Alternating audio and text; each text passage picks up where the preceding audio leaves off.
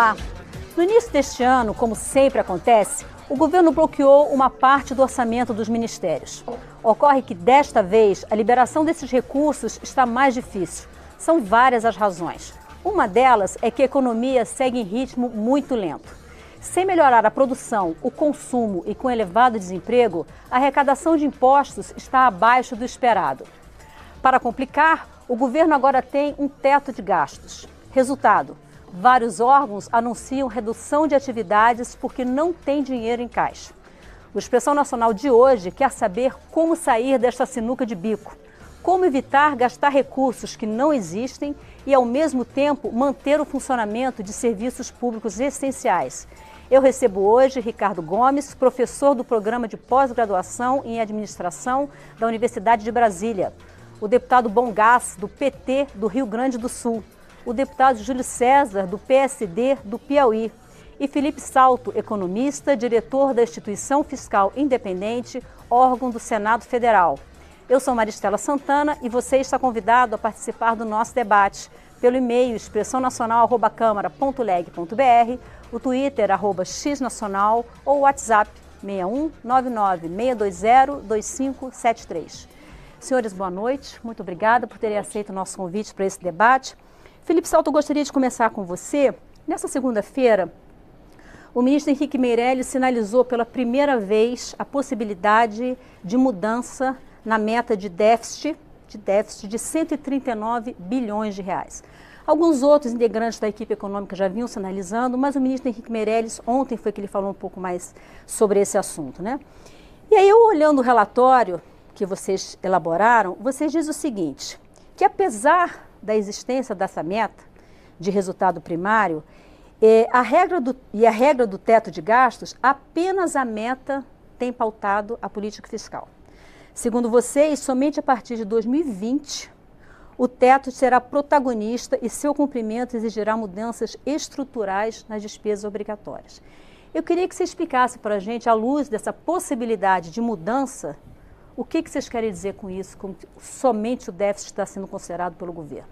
Olha, primeiramente, boa noite a todos. É um prazer estar aqui nesse debate com pessoas tão qualificadas. E o ponto central que nós temos que ter em mente é que o Brasil passa pela maior crise econômica da sua história. Não é brincadeira. Quer dizer, quando a gente pega a série do IBGE de crescimento do PIB, 2015 e 2016 foi o maior tombo do PIB desde 1901. Quer dizer, ganha até, nesse sentido negativo, da crise de 29, porque o segundo pior biênio foi lá em 30 a 31.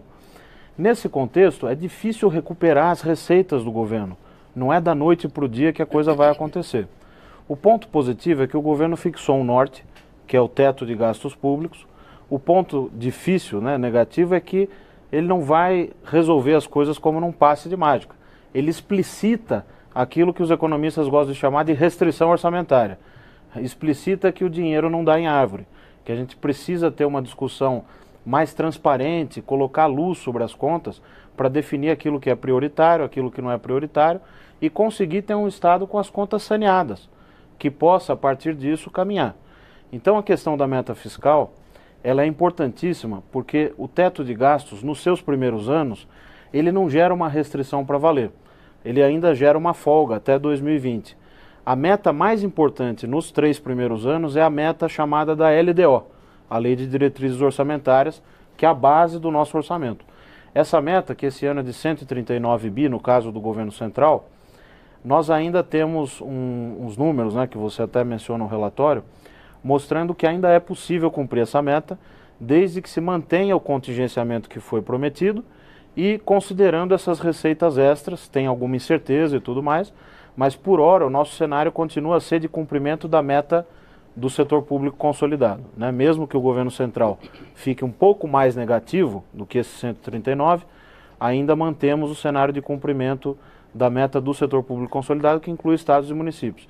É um cenário onde a incerteza aumentou muito, difícil fazer projeção, porque as receitas dependem do PIB, a economia ainda está cambaleando, há alguns sinais positivos, mas o emprego, sobretudo o emprego, ainda mostra uma dificuldade grande para apresentar recuperação. Então esse é o quadro difícil do qual né, diante do qual nós estamos e que vai exigir um compromisso muito grande da coletividade, do parlamento, dos atores que estão jogando esse jogo, no sentido de tentar reequilibrar as contas. A dívida pública precisa voltar a uma trajetória em que, com relação ao PIB, ela fique estável ou até no futuro possa voltar a cair. Porque o cenário que nós temos hoje é de uma dívida explosiva, que cresce em 1 ponto percentual do PIB ao mês. Quer dizer, o PIB é de 6 trilhões e 300, nós estamos falando de 60, 70 bi de crescimento de dívida todo mês. Então é um quadro muito complexo e vai exigir uma combinação de soluções. Não existe bala de prata nessa questão fiscal. Professor Ricardo Gomes, recentemente o TCU já fez uma estimativa de que o déficit pode ultrapassar esse ano 161 bilhões, ou seja, quase 30 bilhões acima do que está autorizado. E quando o ministro Meirelles recebeu esse relatório do TCU, ele disse que a dedicação seria ainda maior. Mas a gente sabe que o orçamento brasileiro ele é muito engessado. Cerca de 90% dos recursos são recursos carimbados, carimbo dado pelo próprio parlamento, para garantir que algumas receitas, alguns valores sigam para algumas áreas, né, que o parlamento entendeu como prioritário. Então, como a gente pode resolver? O que se pode fazer dentro desse universo de 10%? E aí eu tenho aqui uma pergunta que vem de Bento Gonçalves, o Ângelo Friso, ele diz o seguinte: ele quer saber se os entrevistados concordam com o fim da estabilidade dos funcionários públicos, executivo, legislativo e judiciário, quando não cumprem as suas obrigações. Talvez ele ache que isso possa ser um caminho para reduzir as despesas.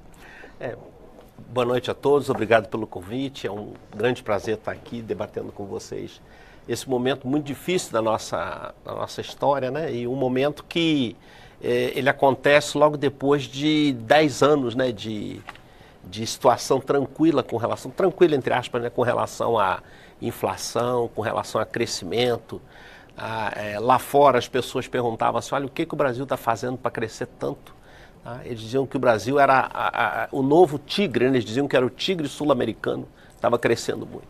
E aí uma série de fatores levaram a essa situação que a gente convive agora, né? De que, como o Felipe falou, a despesa, e você falou, a despesa está meio que amarrada e engessada, porque existe essa obrigatoriedade de investir em educação, investir em saúde, não pode deixar de ser, que isso é questão constitucional, mas ao mesmo tempo o poder público tem muita dificuldade de gerar receita, porque gerar receita significa aumentar imposto. Aumentar imposto já é complicado em situações mais tranquilas. Em situações no que a gente está convivendo agora, né, que existe uma crise política andando ao lado, né, ou por cima, né, da questão econômica, tá? Aí a coisa fica mais complicada ainda. Eu penso o seguinte, eu acho que a estabilidade no serviço público ela foi criada no momento em que precisaria, né, de ter o servidor precisaria ter essa tranquilidade para poder trabalhar, se dedicar às suas atividades, sem que tivesse aquele medo, né, de perder o emprego, porque alguém ia nomear alguém no lugar dele. Então, isso foi criado para dar essa tranquilidade. Talvez até no futuro a gente consiga pensar nisso com mais tranquilidade, porque isso envolve a vida de milhares, milhões de pessoas que têm os seus empregos, que têm as suas atividades. É difícil você mensurar desempenho no serviço público, porque quando você está numa empresa, você produz alguma coisa, e aí a qualidade vai ser o número de peças que você fez, se você fez alguma peça com defeito e tal. No serviço público, não. Tá? Você chega e fala, olha, o Supremo Tribunal Federal tem que zerar todos os processos em 2 anos. Você imagina a confusão que vai ser, processo saindo assodado, com rapidez, olha o problema que vai ter. E da mesma forma, por exemplo, eu sou professor, então eu oriento alunos, né, de doutorado. Entendeu? Será que eu oriento na faixa de 10? Será que eu não poderia orientar 50? Claro que poderia, mas a qualidade disso seria terrível. Tá? Eu acho que nós precisamos pensar em alternativas, algumas coisas vão ter que ser repensadas. Então, por exemplo, eu vou falar alguma coisa aqui que pode ser até um pouco mais conflituosa, né? Por exemplo, no Brasil o vereador recebe salário, tá? Na Inglaterra o vereador não recebe salário, ele recebe uma ajuda de custo. Por quê? Ele trabalha um dia, uma noite na semana. Então eu conversando com uns vereadores na Inglaterra, eu perguntei, o senhor recebe salário? Ele falou, não. Eu falei, mas por quê? Ele falou, não, eu trabalho uma noite por semana, o resto da semana eu fico. Mas não seria isso. Talvez isso daí, né, a gente tem que estar preocupado com o que vai efetivamente resolver o problema.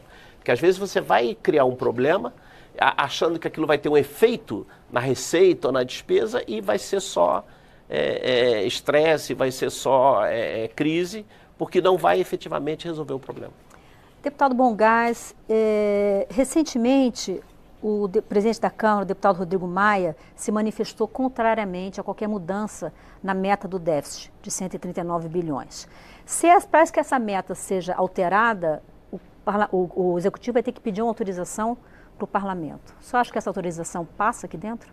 Primeiro, te saudar os colegas deputados e palestrantes aqui também que estão conosco, o Júlio, o Ricardo e o Felipe.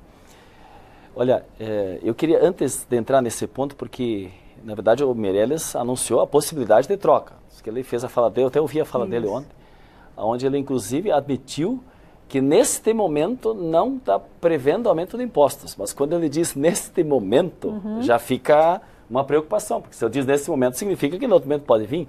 Porque o tema exatamente do congelamento, e eu queria falar sobre isso, porque neste momento a LDO que nós votamos agora, a Lei de Diretrizes Orçamentárias, e este orçamento que está por vir agora até dia 31 de agosto, que o governo vai mandar, é o primeiro que está sob a égide do congelamento. E a proposta do congelamento, é bom que a gente lembre, foi a primeira proposta que o Temer mandou para nós. As primeiras medidas que nós votamos, depois que o golpe aconteceu, foi o congelamento por 20 anos dos investimentos públicos. Na educação, saúde, mas as obras também, da agricultura também, dos investimentos sociais também, todas as áreas ficam congeladas por 20 anos. O segundo projeto que nós tivemos que votar foi de que a Petrobras não seria mais a operadora única do pré-sal. Então, depois se tirou o conteúdo nacional. Esses foram projetos que foram votados nesse período. Então, nós estamos hoje tendo uma consequência maior da economia, porque as nossas empresas que estavam aqui gerando emprego e que estavam usando o conteúdo nacional para desenvolver as atividades econômicas do país, e o próprio Felipe já disse antes da realidade do desemprego, elas não são mais brasileiras. Não são mais brasileiras. Então, na verdade, o Temer abandonou o conceito. Esse era o projeto dos tucanos, na verdade. Foi o Serra, à época, que apresentou esses projetos. E o congelamento, ele foi feito exatamente para nós não termos atividades econômicas fortes. Porque o que é o congelamento? Vamos lá. O que faz uma atividade econômica se desenvolver? É quando tem produção e quando tem consumo. Não vai ter produção se não tiver consumo. Então, se as pessoas agora têm um salário mínimo congelado, só reajustado, como vai reajustar para o ano que vem, está em 937, vai para 900 e vai aumentar R$42, né? Vai ficar 979 reais. Quer dizer, só pela inflação do período, o que vai acontecer? Nós vamos ter menos compra no comércio. Tendo menos compra no comércio, a indústria vai produzir menos. Se a indústria vai produzir menos, vai gerar mais desemprego. Este é o exemplo, Maristela, mais evidente do congelamento. Eu poderia dar inúmeros exemplos de onde é que se corta, porque se corta exatamente do lado mais fraco. Outro dia, a Polícia Federal não podia nem fazer mais passaporte, né? A Polícia Rodoviária, que deveria estar lá controlando o contrabando, né? Enfim, a bandidagem desse país, estava sem dinheiro. Quer dizer, o governo federal não está colocando dinheiro, por quê? Está fazendo cortes. Estão congelados os recursos para essas áreas. E não tem nada congelado, digamos, da parte do que o governo abre mão. O governo hoje mandou uma medida provisória abrindo mão, por exemplo, dos grandes proprietários na área do fundo rural. Tem um refis que está sendo debatido aqui, onde o governo imaginava arrecadar um valor. Agora os líderes do governo, porque é um PMDBista que está fazendo a relatoria, está tirando, dando mais anistias. E a anistia não é para o pequeno. Não é para o nosso Júlio, nós falamos anistia para os nossos agricultores do Nordeste, época por causa da seca, não é disso que nós estamos tratando. Nós estamos tratando das grandes empresas, dos grandes bancos. Então, na verdade, o governo, ele erra ao mandar a política do congelamento, que ela só serve para os pequenos, não pega o andar de cima. Segundo lugar, ele ainda faz gastos, o que é menos investimentos, menos arrecadação. E, obviamente, uma economia tão retraída, não gerando emprego, não gerando consumo e produção, obviamente vai ter menos arrecadação. E aí então vai cortar de novo onde? Do Bolsa Família, da agricultura, da saúde, da educação, fora o que então tem que necessariamente gastar, que é obrigatoriedade.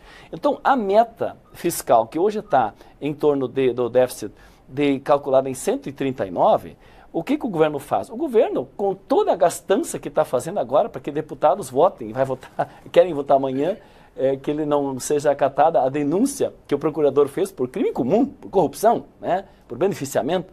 Na verdade, o governo está gastando, a imprensa está dando, são 2 bilhões em liberação de emendas, as outras liberações discricionárias dos ministérios, mais 13 bilhões. Né? Então, na verdade, para poder, então, liberar recursos, é bem provável, sim, que ele aumente, como aumentaram no ano passado, para poder pagar muitos que patrocinaram o golpe, aumentaram para quase 180 bilhões, né, o déficit que estava proposto. Então, na verdade, eu acredito que forçosamente o governo daqui a uns dias vai trazer essa proposta para cá. E, obviamente, aí nós vamos ter que fazer esse debate, porque nós sim vamos querer cobrar, porque contra a Dilma se dizia que ela tinha que afastar-se do governo por causa do déficit que estava posto, né? E sobre isso você fez das cobranças. E agora?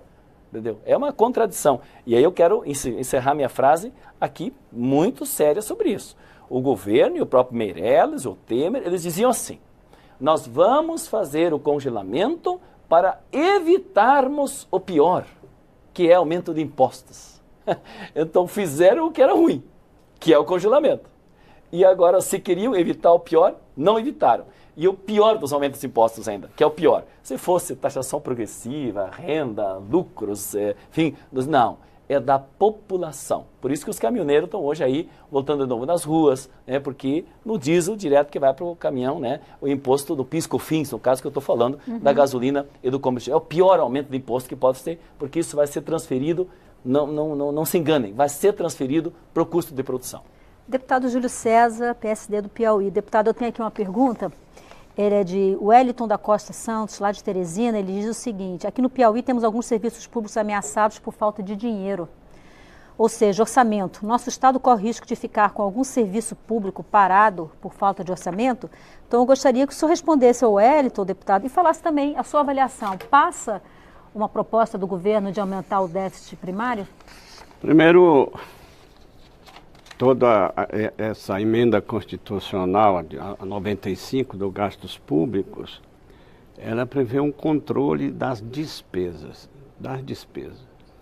Eu tenho aqui a avaliação, inclusive feita pelo Felipe, do crescimento da despesa se não se fizer as reformas estruturantes que o Brasil precisa.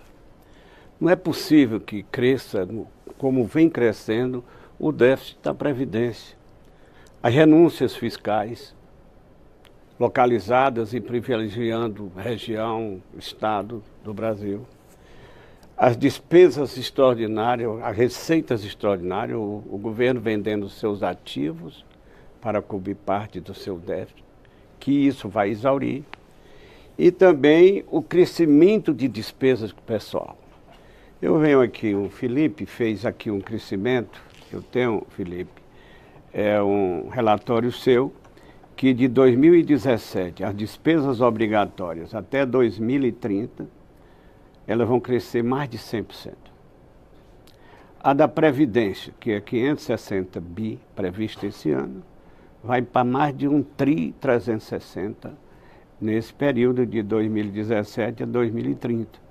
Pessoal, de 231 milhões hoje, vai para 468 bi, se não se fizer essas reformas estruturantes que o Brasil precisa. Em relação à pergunta do Wellington sobre a ameaça dos serviços públicos, evidentemente ele deve estar falando lá do nosso estado. Isso. Às vezes, eu gosto muito de comparar todos os estados do Brasil. O Piauí, apesar de ser o estado que tem a menor renda per capita, a segunda menor renda per capita do Brasil, um dos estados mais pobres do Nordeste, mas a situação do Piauí é muito menos ruim do que os estados mais ricos da federação, com algumas exceções. E esses estados foram os estados que tiveram os grandes privilégios do governo central no passado. Por que tem estado que deve 2 vezes e meia o seu PIB? Estado que deve 1,5 vezes. No Nordeste, o maior devedor é Alagoas, deve 1,5 vezes a sua receita corrente líquida, melhor dizendo. Então, esses estados que tiveram o privilégio, o estado de Vossa Excelência, meu colega, que eu tenho a maior admiração, é um dos grandes estados devedores. O estado do Rio Grande do Sul, de Minas Gerais, do Rio de Janeiro, eles são, em termo percentual, são os que mais devem, mais do que o percentual de São Paulo. E por que eles devem muito? O Norte, Nordeste e Centro-Oeste, de toda a dívida dos estados, representa 10%. O Sul e Sudeste representam 90%. O Nordeste, por exemplo. O nosso é muito pela lei cantina. O Nordeste, por exemplo, que nós temos 28% da população, quase 14% do PIB, deve 5,5% da soma de todos os estados do Brasil. E é porque Alagoas deve mais do que a Bahia, em termos percentual. É um estado pequeno, foi privilégio do passado. Então, falando em relação ao Piauí, o Piauí está com as suas contas mais ou menos equilibradas, Wellington. O governador está pagando em dia o seu salário, o salário dos servidores, não está precisando parcelar como alguns estados brasileiros. E quero crer que vai continuar assim, porque o governador botou o pé no freio. Só gasta aquilo que dispuser o erário público. Então eu acredito que com esta reforma que o governador está fazendo, com o refis que ele está fazendo, ele vai continuar com muita dificuldade também, mas com as contas pelo menos mais ou menos equilibradas, diferente de outros estados que estão totalmente desequilibrados, como o estado do Rio Grande do Sul, do Rio de Janeiro, principalmente esses que tiveram grandes privilégios no passado. Então, eu quero dizer a todos que só acredito na retomada do crescimento do Brasil com as reformas que realmente contribuem para aumentar o buraco do déficit público brasileiro. Essa meta de 139 eu acho muito difícil, porque quando ela foi estipulada, estava prevendo receita, por exemplo, receita agora da repatriação, que está no orçamento 13 bilhões, que na outra deu 46 bilhões e que acho que não vai chegar a 3 bilhões. Não vai chegar, eu tive hoje na Receita, dificilmente chegará a 10% do que aconteceu na repatriação passada. Então isso contribui para diminuir a capacidade de investimento e tem que ter esse ajuste. E esse ajuste não é por 20 anos, deputado Bongás, mas poderá ser revisto nos primeiros 10 anos. Com 10 anos poderá ser revista essa meta do ajuste fiscal da emenda 95. Felipe Salto, falando ainda da questão da gestão da meta, no relatório de vocês, do mês de julho, da Instituição Fiscal Independente, vocês falam da margem fiscal, que é a diferença entre o teto de gastos, que foi aprovado na emenda à Constituição no ano passado, e as despesas obrigatórias da União. Aí vocês mostram como essa margem ela vem sendo cada vez menor, a projeção é que ela seja cada vez menor, e vocês estimam que em 2020, ou seja, daqui a 3 anos, essa margem pode ser negativa. Ou seja, as despesas possam ser maiores do que o teto de gastos. Eu pergunto, acontecendo isso, a gente viveria em nível nacional algo semelhante com o que está acontecendo no Rio de Janeiro hoje? Olha, primeiro eu quero dizer que os números que o deputado Júlio colocou são de fato alarmantes, né? Porque quando a gente projeta os gastos obrigatórios para frente, não tem como não se espantar diante dessa realidade. Quer dizer, o gasto com o pessoal tem um crescimento vegetativo, ainda mais com os reajustes salariais, tem a previdência, nós estamos ficando mais velhos, né, um país mais idoso, o que é positivo, mas nós vamos ter que ver como é que reforma a previdência para dar conta de pagar esses salários de benefício, né, de maneira justa, democrática. Então, o gasto obrigatório pesa muito e o espaço para fazer ajustes é pequeno. A margem fiscal que nós trouxemos no relatório nada mais é do que pegar aquele bolo de gastos onde o governo tem maior liberdade para fazer ajustes e calcular exatamente quanto é isso. No ano de 2017 seria 119 bi, que parece bastante, mas o total da despesa primária, sem considerar os juros, é de 1 trilhão 350 bi, para que se tenha dimensão, né? Então, em grandes números, nós estamos falando de 10%. Dentro desses 119, metade corresponde a custeio da máquina, né? Custeio da máquina, ou seja, a luz dos ministérios, a conta de água, os gastos com serviços terceirizados. Então, metade desses 52, então nós fizemos metade dos 119, metade disso agora, né, que vai dar uns 25 bi, seria aquele bolo de gastos dentro do custeio que seria passível de ajuste, né, porque há sobrepreço em muitos dos contratos.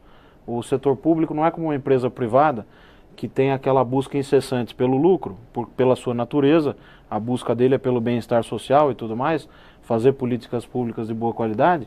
Então, muitas vezes o preço acaba ficando mais alto do que no setor privado. Então, o combate ao sobrepreço, medidas de eficiência são importantes. Agora, quanto a gente conseguiria economizar com isso? Vamos supor que houvesse um sobrepreço de 30%. 30% daqueles dos nossos 25 dá 8 bi por ano. Claro, tem que fazer isso. 8 bi por ano em 10 anos são 80 bi. O Bolsa Família custa 25 bi a 30 bi por ano, né? Então, só para a gente ter uma dimensão. Agora, o incêndio que a gente está vendo nas contas públicas vai demandar medidas mais drásticas. É por isso que há todo esse debate, a discussão sobre o teto, sobre a meta fiscal, sobre a questão até de mudanças nas receitas, né, com o aumento de PIS/COFINS, porque o buraco é tão grande e o problema que esse desajuste nas contas gera nas expectativas da sociedade, dos agentes econômicos, é tão preocupante que se precisa ter um plano de emergência. Sim. Então esse é o quadro que nós estamos vivendo hoje, né? A gente precisa primeiro apagar esse incêndio para que depois o país retome a normalidade. Não vai ser sem custo, né? Quando a gente receita, o médico receita um antibiótico para o paciente, é um processo doloroso, o remédio é amargo, né? Mas nós vamos ter que tomar esse remédio para que a gente possa ter um Estado que pare de pé de novo. Hoje o Estado, ele perdeu as condições de ofertar bens públicos de qualidade. Ele não consegue atender ao anseio da população. O próprio telespectador que mandou a pergunta evidencia isso, porque ao mesmo tempo que as contas estão quebradas, isso não foi em razão de melhoria de serviço público, foi em razão de piora da qualidade do gasto, da ineficiência e uma queda muito abrupta, isso é verdade, da arrecadação, que tem a ver com o processo de crescimento econômico. Isso é importante também debater. Hoje estamos falando sobre o orçamento apertado do governo federal, que talvez vá além do déficit de 139 bilhões de reais previsto para este ano. Eu recebo Ricardo Gomes, professor da Universidade de Brasília, os deputados Bongás, do PT do Rio Grande do Sul, e Júlio César, do PSD do Piauí, e Felipe Salto, diretor da Instituição Fiscal Independente. Professor Ricardo, a gente terminou o bloco passado, o primeiro bloco, falando sobre as medidas amargas, os remédios amargos, né, que o Felipe disse que a gente vai ter que tomar. E aí eu gostaria que o senhor comentasse sobre isso e comentasse um outro aspecto. Foi aprovada agora, no final do semestre, a Lei de Diretrizes Orçamentárias, que dá as diretrizes para o orçamento, a proposta orçamentária que vai ser encaminhada ao Parlamento até o dia 31 de agosto. E essa LDO, ela criou novas obrigações no orçamento que impedem contingenciamento de recursos. Ela impede o contingenciamento do fundo partidário, do programa Mais Médicos, dos recursos para transposição de águas do São Francisco, do submarino nuclear, do sistema de monitoramento de fronteiras, entre outros.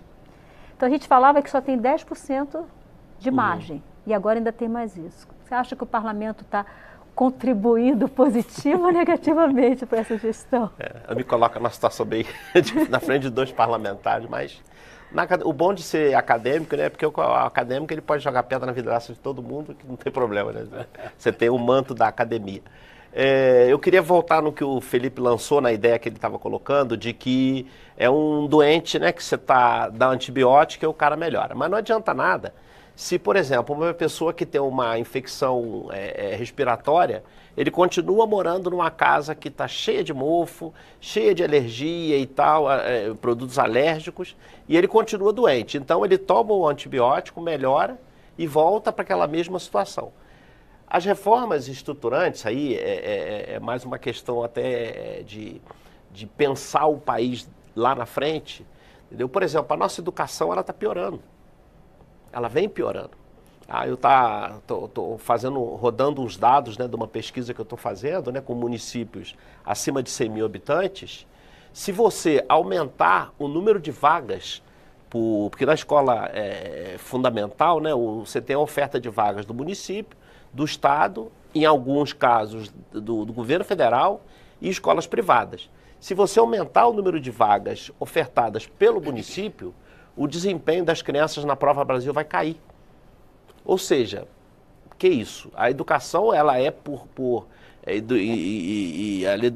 mais ênfase ainda, a educação fundamental, ela deveria ser gratuita e de excelente qualidade para todo mundo. Porque a base da sociedade está nessa Então, o aumento do número de vagas, o aumento do número de crianças na escola não está se refletindo na qualidade das crianças que saem, vamos dizer assim, saem do outro lado? Não. E dados estatísticos, né, análise estatística, como é que aumenta a isso. produtividade num país como esse? Pois é, esse é um problema. Então, o que nós vamos ter que pensar? É difícil pensar nesse momento, tá? Nesse momento em que você está com 2 crises muito graves, né, uma ao lado da outra, e que tomar decisões assim de, por exemplo, até a pergunta, né, da pessoa de Bento Gonçalves, demitir servidor público que não tá produzindo, tá? Pode ser a saída, né? Porque as empresas privadas, normalmente, quando elas querem cortar gastos, elas demitem pessoal. Mas, em compensação, quando você está demitindo pessoal, você está jogando fora capital social. São aquelas pessoas que foram treinadas e estão desenvolvidas. Tanto que, normalmente, numa crise econômica, o último dado a aparecer é o desemprego. Porque se faz de tudo para evitar perder mão de obra treinada. Pois é. Agora, talvez seja o caso, né, que bom que a gente está com 2 visões bem diferentes, de pensar o papel do Estado. Tá? Nós pensamos o papel do Estado muito poucas vezes, né? Na década de 50 o Estado produzia aço, porque era importante produzir aço, produzia petróleo, né, prospectava petróleo. Mas será que esse Estado hoje, ele tem condições de fazer isso tudo ainda? Esse Estado desse tamanho, essa quantidade de servidores públicos que nós temos, tá? Será que tem condições? E aí você vai pensando os municípios, a situação dos municípios é muito difícil. Tá? Nós temos hoje 5.570, se não aumentou, municípios pendurados no fundo de participação. Pendurados. Eles não conseguem arrecadar, eles não conseguem gerar receita. Um fundo que só diminui. Porque se diminui a arrecadação de imposto de renda e de IPI, diminui o fundo de participação de estados e municípios. E aí você está repassando esse problema para lá. Então, talvez seja a hora da gente pensar o seguinte, olha, qual é o tamanho que a gente quer do Estado? Eu fiz faculdade na década de 80 e lá na época o pessoal já falava isso. Né? Que Estado a gente quer? Nós queremos um Estado tão grande dessa forma, que faça tudo. Tá?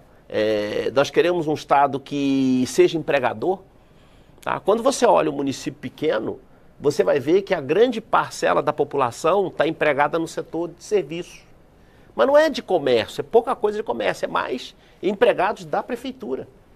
Porque é onde é a fonte de emprego. Fora os que vivem da aposentadoria. Então, eu acredito que nós vamos precisar fazer essas reformas de base. Tá? Nós vamos precisar fazer essas reformas estruturantes, temos que pensar o papel do Estado, o tamanho do Estado.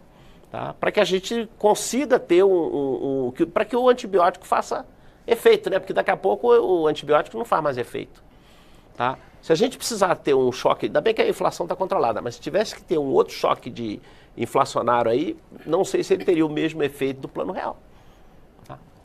Deputado Bongás, sobre essa questão do tamanho do Estado, e sobre a inflação, lá atrás, já que falou-se da década de 90, lá atrás, quando se queria ter um Estado grande, um Estado que explorasse aço, explorasse petróleo, telefonia, enfim, tudo, apelava-se para o endividamento do Estado. E isso foi durante muito tempo no Brasil. O Brasil se endividou muito nesse período, né? Foi um Estado que cresceu à custa do endividamento, que levou à explosão inflacionária, enfim, é tudo que a gente já conhece. Gostaria que o senhor dissesse e respondesse ao questionamento colocado pelo professor Ricardo Gomes. Qual o tamanho do Estado que, na sua visão, a gente consegue suportar? Porque esse Estado, grande ou pequeno, seja lá o tamanho que ele tiver, somos nós que suportamos com o pagamento de impostos. Não, eu quero fazer a reflexão toda vez que quando você fala do tamanho do Estado, e quando você fala de crise, e quando você fala que o Estado emprega muito, eu sempre fico com o pé atrás, porque muitas vezes isso é usado para traçar uma política dos governos para implementar os seus projetos. Então, por exemplo, um governo que só fala em crise, ele quer justificar basicamente duas coisas. Primeiro, não precisar atender o povo na saúde. Então, o que cai de serviço? Cai o recurso para custeio da Universidade Federal, dos Institutos Federais Tecnológicos, da Polícia Federal, para fazer um controle das fronteiras, para dar segurança, cai o atendimento nos hospitais, cai o serviço das obras. Só o contingenciamento agora retirou quase 20 bilhões de obras do PAC, por exemplo, que são empresas que estavam trabalhando, gerando emprego, fazendo obras essenciais para nós e que foram contingenciadas agora. Então o governo diz, herdamos crise, aí justifica corte. De onde é que ele corta? Ele corta de um privilegiado? Não corta. Corta de um alto salário? Não corta. Corta de uma grande empresa? Não, pelo contrário, ainda faz desonerações. Os governos tradicionalmente fazem desonerações. Aí sim que a casa aqui não ajudou o governo e não ajudou o país, porque quando o governo mandava uma proposta de desoneração para estimular um setor e que gerasse emprego, aqui se aumentou para muitos setores. E agora, quando o governo quis retornar, não se permitiu. Isso fazia parte do golpe das pautas-bomba, vamos dizer assim, que se dizia que o Cunha coordenava muito bem aqui para dificultar já o governo da presidenta Dilma, num conluio, eu diria, já com o Temer à época. Então, o discurso da crise, geralmente é isso, é para não pagar salário de professor, para não pagar brigadiano. Então, esse é o discurso da crise. E, quanto ao tamanho do Estado, o Estado não faz tudo, entendeu? O Estado tem que atuar em questões estratégicas. E aí o Estado tem que ter presença. Então, por exemplo, quando tu força uma situação de uma coisa muito estratégica, do Rio de Janeiro a gente poderia falar, o Rio Grande do Sul, deputado Júlio, teve um grande problema por causa da Lei Candir, né? Nós somos um Estado muito exportador, então nós tivemos dificuldade por causa desses temas das isenções e o governo federal ainda hoje não compensou o Estado por isso. Isenção de ICMS de produtos exportados isso. Que o governo federal deveria devolver para os estados. Colocamos só para calçado, quem está nos acompanhando. Vendemos calçado porque é um produto exportador, então não tem cobrança de imposto sobre isso, o Estado perde. Aí entregamos produtos agrícolas, que é uma produção muito forte, ou não é arrecadado. Aí máquinas, implementos agrícolas, né, eles estão, todos os que são produtos de exportação, a Lei Candir não ofere o imposto. E aí o Estado ficou de compensar, não compensou hoje ainda. O Estado está numa tentativa de renegociação da dívida. E aí também fez uma péssima renegociação da dívida, que acabou pagando um juro elevadíssimo, na época, estou me referindo ao Fernando Henrique Cardoso ainda, o Brito era o governador do Rio Grande do Sul, e que prejudicou muito o Estado. Mas eu quero voltar ao tamanho do Estado. O Estado, ele tem que ter nos serviços essenciais estratégicos. E aí o que eu queria falar do Rio de Janeiro. O Rio de Janeiro aproveitou, e aí não é só o problema de ter tido privilégios em outras épocas de muitos recursos, teve muito desvio de dinheiro. Muito desvio de dinheiro público em obras superfaturadas, e aí essa casa nunca quis fazer o tema da reforma política, onde não devia ter financiamento empresarial, que pagava o político e depois o político em troco triplicava obras. Se as obras públicas são mais caras, é porque alguém quer ganhar em cima das obras públicas, porque os políticos ganham dinheiro muitas vezes dessas empresas. Então esse é o debate, mas no caso da água, da cidade do Rio de Janeiro, é uma pena o governo ter que entregar. O Rio Grande do Sul agora quer entregar a área de saneamento da água. A água é um bem público, ela tem que ter caráter público, não pode entregar. E essa vai ser a grande disputa do futuro, vai ser ganhar dinheiro. Então o que os governos fazem? Aumentam a crise para justificar não atender o povo, porque os ricos vão continuar atendendo. Os fazendeiros agora, os representantes dos fazendeiros, impuseram, vendo que o Temer está muito fraco, está aí para nós avaliar uma denúncia de corrupção dele, colocaram todas as pautas. E o Temer está abrindo tudo, está entregando tudo, está entregando o país para poder salvar. Pagar a conta do pato, à época, e pagar a conta agora para salvá-lo da pele que está indo por causa do crime de corrupção.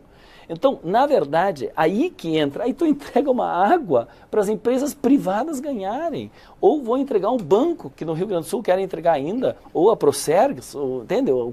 A Corsand lá. Então, eu quero, Maristela, dizer isso, eu quero chamar a atenção, que quem fala muito em crise, tem que olhar para que lado vai a crise. Para cima do povo.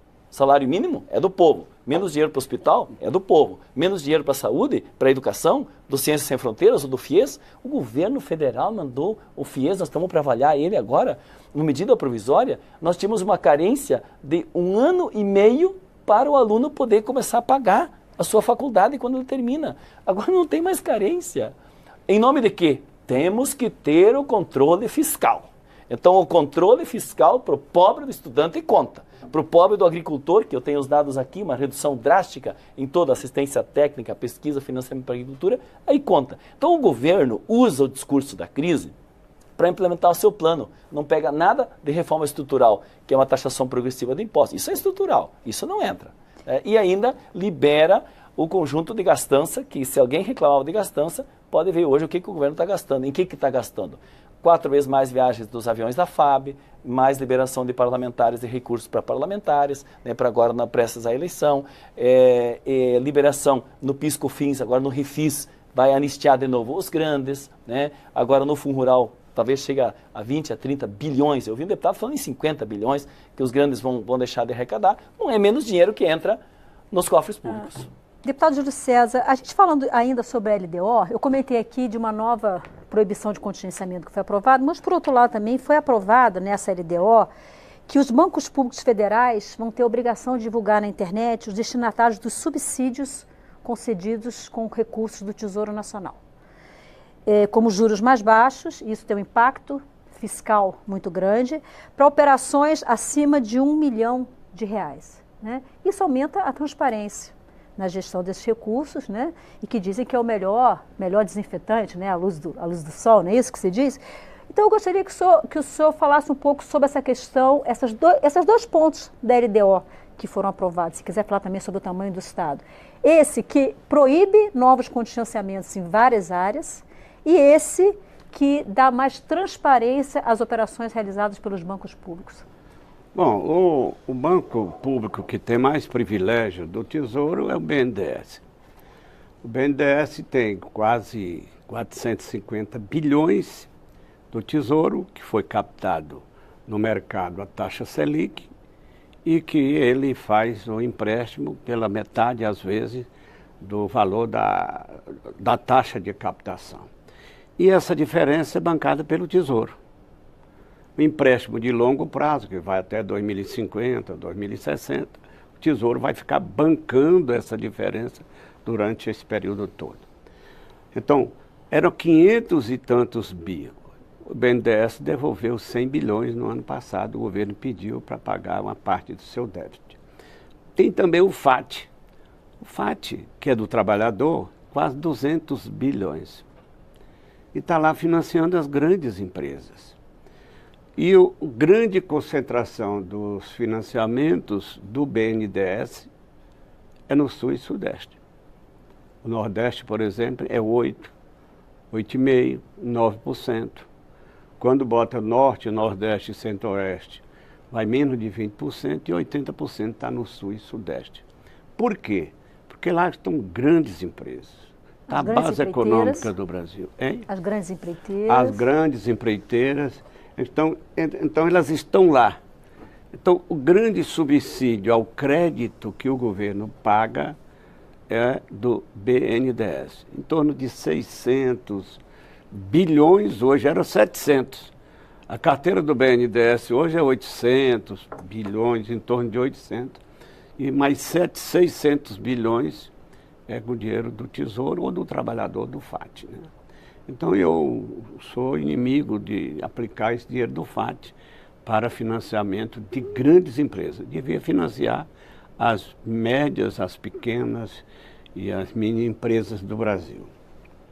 Além do mais, você falou no subsídio do crédito. Qual foi o outro assunto? O outro é a questão de que a LDO aprovou a proibição de contingenciamentos de várias rubricas. Eu já vi, exatamente. Então, várias rubricas, mas elas não são significativas. Por exemplo, você falou no submarino nuclear. É um projeto que já tem mais ou menos 20 anos. Eu não sei se é prioridade, eu não sei. Até acho que não justificaria o Brasil de hoje dar uma prioridade na LDO para o submarino nuclear. Eu acho que é a maior conta. Você falou também no Mais Médicos. Mais Médicos, transposição de águas do São Francisco. Transposição de água eu acho prioritária. Eu acho prioritária, porque a transposição é um problema sério do Nordeste. E como também sério, também são as grandes hidrelétricas. Para você ter uma ideia, a Chesf tem um potencial de 10,6 mil megawatts instalado no Nordeste. Só está produzindo agora 1.600. Só está produzindo 1.600. Por quê? Porque falta água nos seus grandes reservatórios. Falta água. Então, eu acho que o caso da transposição é problema de vida. A transposição, os dois eixos da transposição, vai beneficiar mais ou menos 20 milhões de nordestinos, do total de 56 milhões que vivem naquela região mais excluída, mais discriminada, mais pobre e que às vezes se contenta com pouca coisa. Então eu sou um defensor do Nordeste, sou nordestino, mas tudo neste país, o Nordeste é discriminado. Eu vejo aqui o problema das renúncias. Em 88, o FINOR e o FINAM representavam duas vezes mais do que a Zona Franca de Manaus. Hoje representa menos de 10% da Zona Franca de Manaus. Veja bem, a Zona Franca de Manaus, graças a uma grande articulação de toda a bancada do Norte, e eu até louvo porque eles se unem em cima de defesa dos privilégios regionais, eles aprovaram que ia vencer em 2023, aprovaram por 50 anos para vencer em 2073. E você sabe quanto é a renúncia só da Zona Franca de Manaus? 25 bilhões este ano.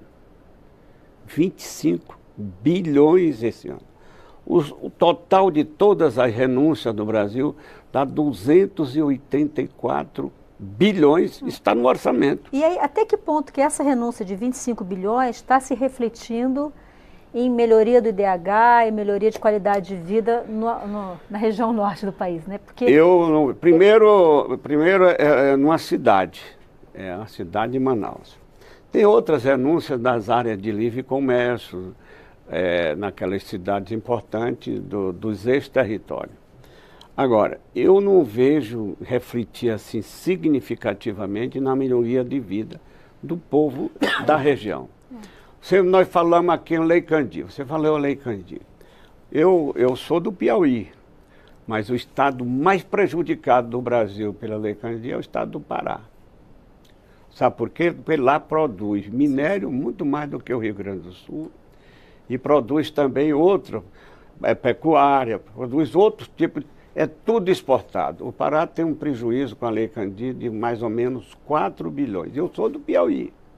É o único estado da região norte, por exemplo, que não tem nenhum privilégio do governo federal. Tem desvantagem. Eu acho que a compensação, que inclusive eu sou da comissão, prevê uma compensação de 40 bilhões de reais durante toda a vigência da Lei Candir. Onde é que vai arrumar esse dinheiro? E todo Onde ano, é que vem esse dinheiro? Todo ano tem uma briga aqui dos estados atrás do governo federal. Atrás do governo. Para pedir. Não, eles dão, a compensação é 2 bilhões e 700, menos de 3 bilhões, quando deveria ser 6 ou 8 bilhões, 10 bilhões. O outro estado prejudicado é o estado de Minas Gerais. Porque os maiores saldos da balança de pagamento do Brasil, primeiro é de Minas, segundo é do Pará. E são exatamente 40 bi do Rio Grande do Sul já. Mas o Rio Grande do Sul importa muito. O saldo do Rio Grande do Sul é bem menor em termos relativos do que esses dois estados. E o terceiro é Mato Grosso, pela grande exportação de grãos e produção agropecuária. Nosso tempo está quase esgotado. Eu queria ouvi-los rapidamente em relação a um ponto. Professor Ricardo, quando o deputado Júlio César fala da questão dos subsídios, dos benefícios fiscais, etc., eu falei assim, não parece que a gente vê isso se refletir na qualidade de vida. Acho que falta um pouco para o Estado avaliar essa questão custo-benefício, olhar o resultado dos programas que são implantados? Eu acho que a gente faz poucos estudos, nós fazemos poucos estudos. Algumas decisões são tomadas sem que a gente tenha a exata noção do impacto daquilo no futuro. Eu tive contato nos Estados Unidos, na Inglaterra, com uma técnica que eles estão desenvolvendo, que é uma técnica que eles dizem que é de cutucão, né? Você fica pensando o seguinte, as pessoas estão se preparando para chegar na aposentadoria. Tem gente aposentada que não consegue viver com o dinheiro da aposentadoria e tal. Então a gente está fazendo as coisas, a gente vai fazendo as coisas, reagindo, né, de forma reativa, e a gente está perdendo essa capacidade aí de entender o impacto disso, né, no futuro. Tá? Como o processo é rápido, a gente precisa dar resultado rápido, às vezes as coisas são... Por exemplo, e aí também tem um embate político, né, que cada um quer o melhor para a sua área e tal. Isso aí, às vezes, a gente toma decisões que depois, sem pensar exatamente no impacto daquilo no futuro. Nem tem o monitoramento dos resultados. Exatamente. Felipe Salto, rapidinho, para a gente terminar o programa, nós estamos terminando. Fala-se sempre na dificuldade do Estado em investir, um Estado que não tem poupança, não tem como investir. E a gente falou aqui sobre a questão dos subsídios de financiamentos do BNDES e tal. Não passou da hora das empresas brasileiras desmamarem um pouco do Estado e irem à luta, buscar recurso no mercado aberto, enfim, fazer como fazem as grandes empresas no mundo? Olha, eu acho que o investimento, do ponto de vista macro, ele depende de condições, certas condições que o Brasil ainda não reúne hoje, que é um juro real. A taxa de juros, descontando a inflação esperada, mais baixo. Talvez nós estejamos caminhando para isso, o Banco Central vem reduzindo, mas a nossa taxa real de juros ainda é a campeã mundial. Então isso só vai acontecer como resultado da consolidação fiscal, do ajuste fiscal. E por isso essa é uma prioridade importante. Reduzindo o juro como consequência e não a força, nós vamos conseguir estimular o investimento das empresas, porque o empresário que se vê diante de uma aplicação em título público para ganhar a taxa Selic, ou então pegar esse mesmo dinheiro e dobrar a sua planta industrial, ele vai passar a pensar duas vezes e talvez comece a optar por ampliar os seus investimentos produtivos e não só viver do chamado rentismo. Então, essas condições macroeconômicas que estimulem para valer o investimento só vão surgir quando nós conseguimos terminar de fazer a lição de casa, que é colocar ordem mínima nas contas públicas, resgatar o espírito da lei de responsabilidade fiscal. Se ela estivesse sendo cumprida, nós não teríamos chegado na situação atual. Então, me parece que a agenda que a gente precisa percorrer, ela está dada, está bem colocada.